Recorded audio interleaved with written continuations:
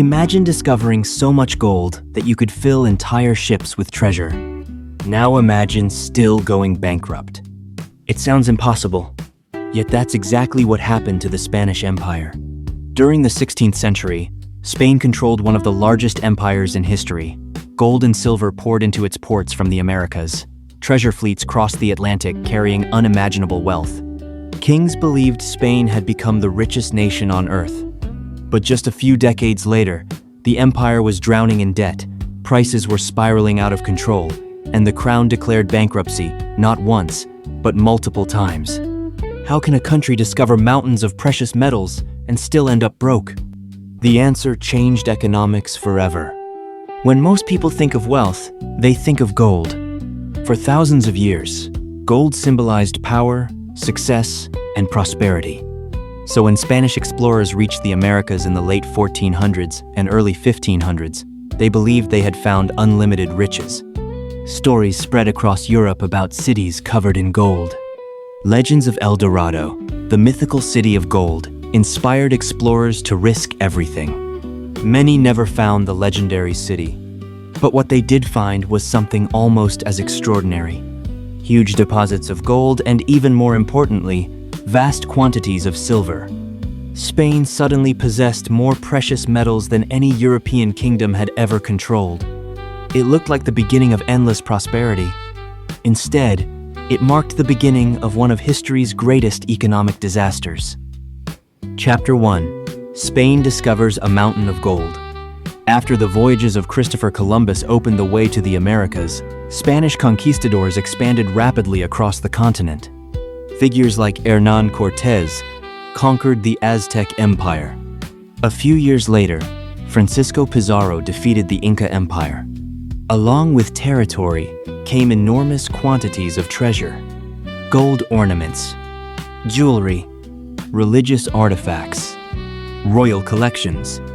Much of it was melted down into bars and coins before being shipped to Spain. But the real turning point came in 1545.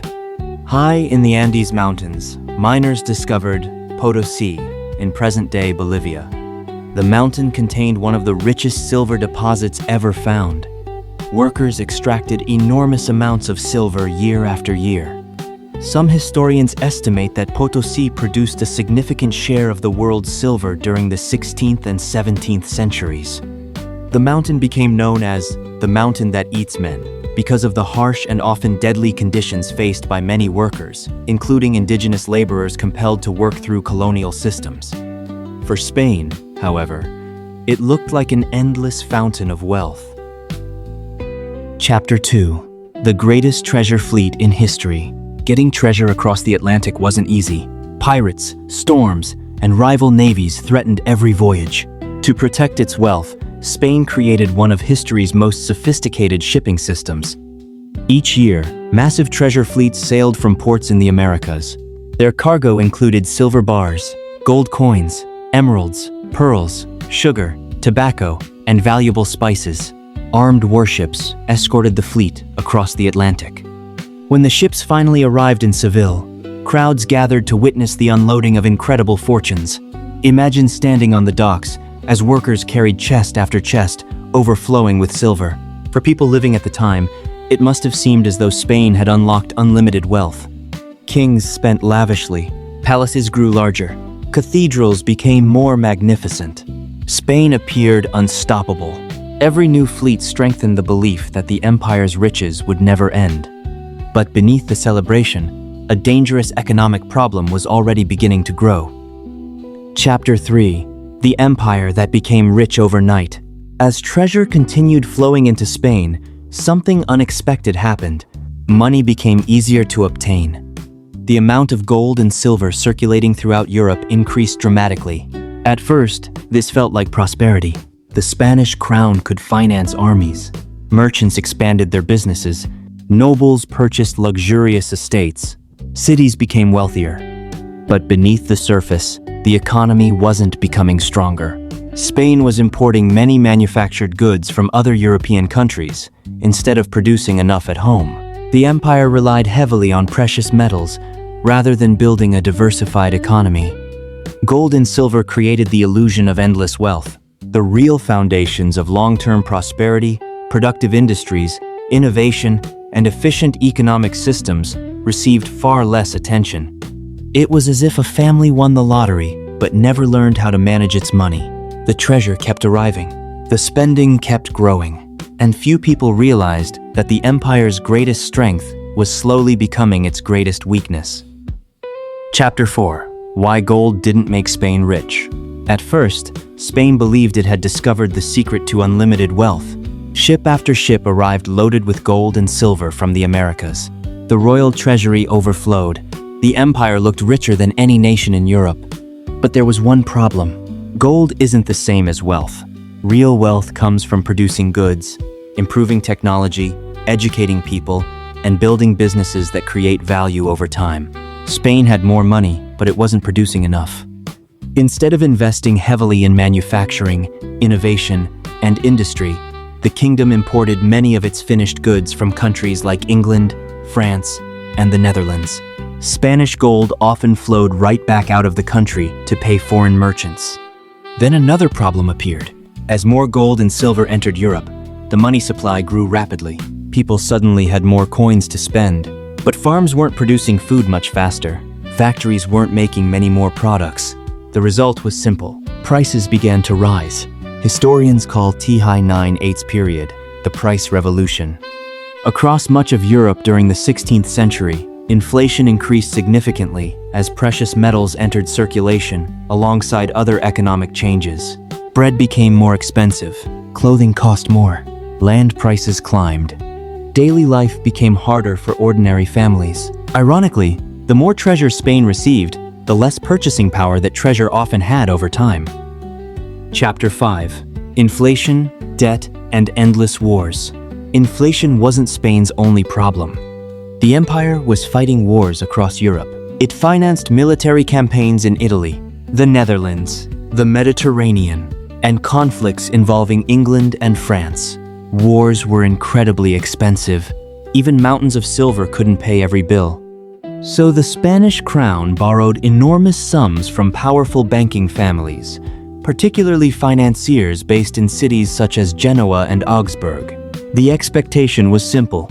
When the next treasure fleet arrives, we'll repay the loans. Sometimes that worked.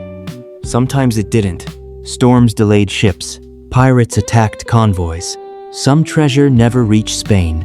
Military spending kept growing faster than government income. Eventually, the empire found itself trapped. Borrow more money, pay old debts with new loans. Repeat. The cycle became impossible to escape. Between the 16th and 17th centuries, the Spanish crown suspended payments on its debts multiple times, events often described as sovereign bankruptcies. For the richest empire on earth, that was astonishing. Chapter 6. The Fall of the Spanish Empire. As the decades passed, Spain's dominance slowly weakened. Other countries learned valuable lessons. England expanded manufacturing. The Dutch Republic became a global center for trade, shipping, and finance. New business institutions, stock exchanges, and financial systems helped fuel economic growth. Meanwhile, Spain remained heavily dependent on precious metals from overseas. When silver production declined and military pressures continued, the empire struggled even more. Economic leadership gradually shifted toward nations that invested in productivity, commerce, and innovation. Spain remained an important European power for many years. But the age when it dominated the global economy had passed. History delivered a powerful lesson. Natural resources can make a nation wealthy, but they rarely keep a nation wealthy on their own. Modern lessons. The Spanish Empire's story still matters today. Many countries possess valuable natural resources: oil, gas, diamonds, rare minerals, copper, lithium. These resources can generate enormous income. But history shows that lasting prosperity usually depends on how that wealth is managed. Countries that invest resource income into education, infrastructure, technology, healthcare, and diversified industries often build stronger long-term economies. Those that rely too heavily on a single source of wealth may become vulnerable when prices fall, production declines, or economic conditions change. Economists sometimes refer to this broader challenge as the resource curse, though outcomes differ widely from country to country. Spain's experience is one of history's earliest and most famous examples of how easy wealth can create difficult economic choices. Conclusion: gold built Spain's empire, but it didn't guarantee Spain's future. The empire discovered treasure beyond imagination, yet it couldn't escape inflation. It couldn't avoid debt, and it couldn't spend its way to lasting prosperity. History reminds us that the richest nations are rarely those with the most gold. They are often the ones that invest in their people, their businesses, their infrastructure, and their ability to innovate. Money can buy opportunity, but only wise decisions create lasting wealth. That's why Spain's story isn't just about the past. It's a warning for every economy, ancient and modern. If you enjoyed uncovering one of history's greatest economic mysteries, subscribe for more documentaries about the rise and fall of empires, finance, and the hidden forces that shaped our world. Now tell me in the comments, if you discovered a mountain of gold today, would it make your country richer, or would it repeat Spain's mistake?